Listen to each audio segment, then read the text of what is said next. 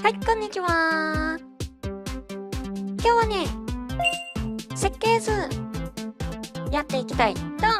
思います。バージョン 1.7 で新たに実装された設計図。こいつがどんな機能なのか試したい。ということで、行ってみましょう。まず、前回の戦艦。こいつを作り終えたあたりでちょうどバージョンアップが入ったんだけど、まずは何もわからないところからのスタートですね。で、設計図をどうやって使うのかというと、メニューのシステムから設計図。最初は何もない状態で表示されるんだけど、登録するにはこのポインターで対象物を指してグリップ操作。これで対象のものが登録されます。で、ものを作るにはプレイヤーの周囲にある黄色い枠の中に材料と作りたいものの重さに見合うだけの電力を置いて、ものを作りたいところにポインターを合わせてグリップ操作。あれ？これね、材料にするものの条件として地面に固定されてないことと動かないことってな条件があるんだけど、船を材料に船を作ろうとしてるのが悪い例ですね。っていうのもね、固定を外すと水に浮いちゃって動いちゃうんだよね。ちなみにこれ、右枠の表示が赤いやつは足りてないって意味なんだけど、船が動いてて材料として認識されないので真っ赤っかになってます。なんとかうまく作れないか試してるんだけど、冷静に確認してみると、仮に停止することができてもでかすぎて黄色い枠に入ってないので無理ですね。とりあえずこいつはお試しとしては良くなさそうなので、他に何か、こいつなら動く部品がないので作れるんじゃないか。プラスボタンで登録してポチッとな。ちゃんと出来上がりました。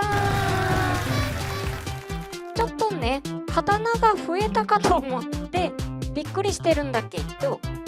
後ろにあった別のやつが材料になったみたいです。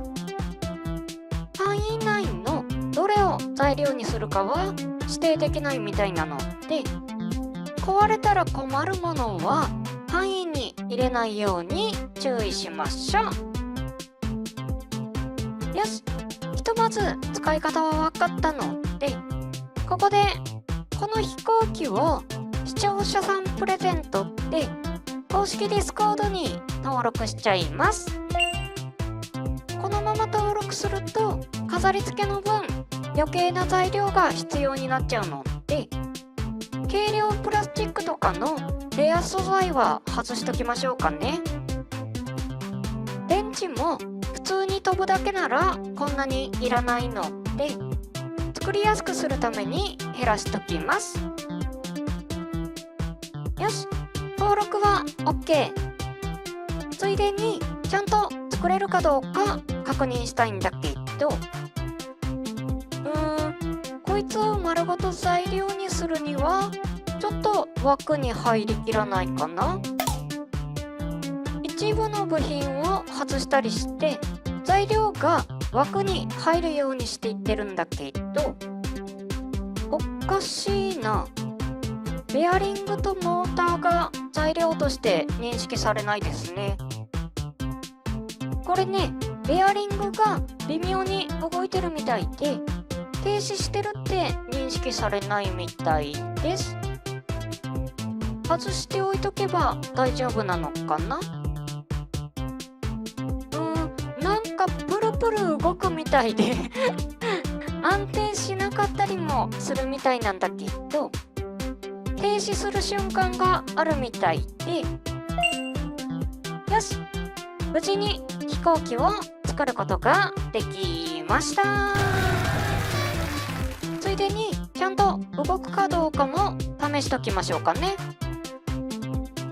使い方はコックピット右側にあるレバーを上げれば動くんだけど、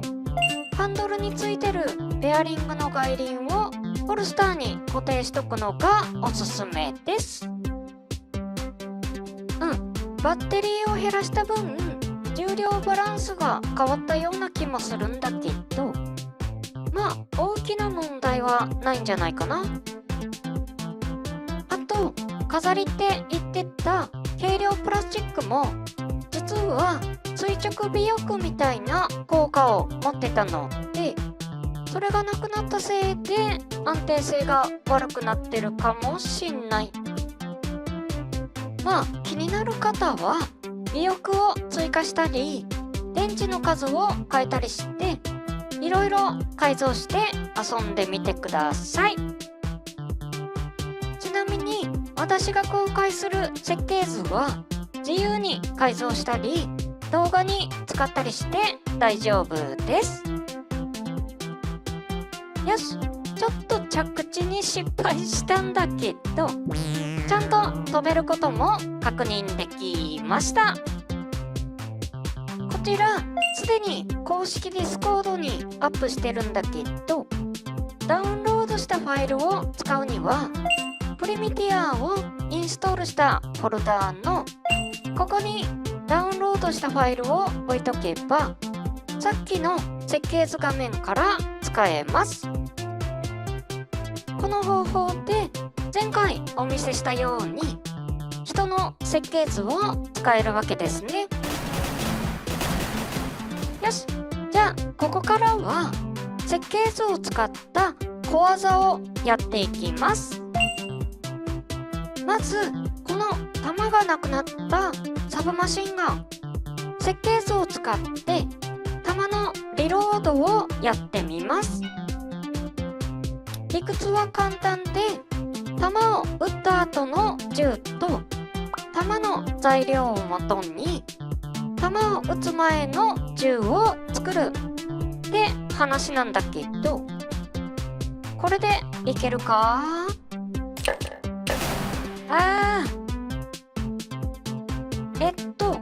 船についてるジェネレーターからベアリングの軸が材料として引っこ抜かれたみたいですねバリバリ動いてたんだけどな偶然停止判定された瞬間に引っこ抜かれたんだろうけどまあそれは置いといて、目的通り銃の再装填はうまくできました。これができるってことは材料と電池を持ち歩いとけば弾が足りなくなった時に瞬時にリロードできそうですね。次、素材の回復。この映像は前回の3連装砲の弾頭を作ってたシーンなんだけど、タングステンは温度を1200度まで上げないと形を変えられないので、晶石を使って温度を上げてるところです。ちなみに以前晶石を使った時に晶石は火がついたら消せないって言っちゃったんだけど、あれは間違いで時間を置いたら消えますね。ただ残り時間次第では消滅しちゃうのと、水につけると晶石自体が消えちゃうので、そこは注意してください。で、この晶石も燃え尽きる直前であと何秒持つかわかんないくらいなんだけど、あらかじめ新品の晶石を設計図に登録しておけば、なんと新品として作り直しができちゃいます。この晶石の復活は便利すぎるので、個人的には禁じ手にしようと思ってるんだけど、書籍が足りなくて困ってる人なんかは活用してみるのもいいんじゃないかな。次、タングステンの鍛造。さっきお見せした通り、タングステンは鍛造が難しいんだけど、鍛造済みのタングステンを登録しておけば、タングステンの塊を材料にするだけで簡単に鍛造できちゃいます。これはタングステンの扱い方がイージーモードになっちゃうので、正直って思ってるところでもあるんだけど、設計図通りにしか作れないって制限もあるし、まあやむなしかな。次、重量物の移動。これね、以前上に持ち上げようとして諦めた自爆ドローンのスポナーなんだけど、こうやって持ち上げたい場所の下に電池と一緒に置いて、この上に登った状態から設計図で作り直すことで、下から上への移動が簡単にできます。ちょっと位置が悪かったのでまた移動させてるんだけど、重いものほど電池の消費が多くなるとはいえ、電池5本で2回移動できたのでかなりイージーモードかな。私の中では禁じ手スレスレなんだけど、録画してもどうせ後でカットするような時間だけがかかるような作業を省略するにはいいかもですね。かといってどうも自由自在に移動できるってわけでもないみたいで、これ何やってるのかというと、高い木に登ってさっきと同じように下に置いてある材料が有効になるかを実験してるんだけど、この高さだとダメみたいですね。さっきの要塞の壁が3メートルくらいのはずなんだけど、これ5メートルくらいかな。このくらいあるとダメみたいです。材料さえ上の方に持って上がればそれを元に作れるので、設計図の材料の範囲に上下も制限があるってところじゃないかな。正確な数字は把握できてないんだけど、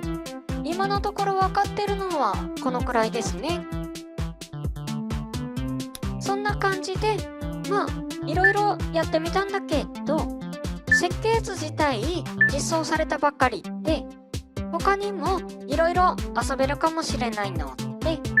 引き続き試していこうと思います。ということで設計図